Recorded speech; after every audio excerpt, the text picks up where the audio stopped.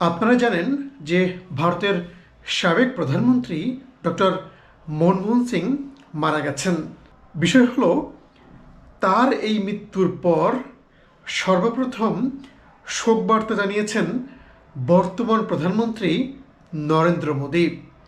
কংগ্রেসের একজন নেতা মারা গেছেন, কিন্তু শোক জানাচ্ছেন বিজেপির এক নেতা।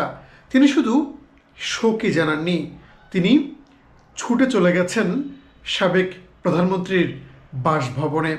সেখানে তাকে শ্রদ্ধা নিবেদন করেছেন। মানে ভারতের মতো দেশে রাজনীতির যে সংস্কৃতি, এরকমই কিন্তু সারা বিশ্বে হওয়া উচিত। যেটা পশ্চিমা দেশগুলোতে আমরা দেখি, ঠিক তেমনই একটি উদাহরণ কিন্তু হয়ে থাকলো ভারতে।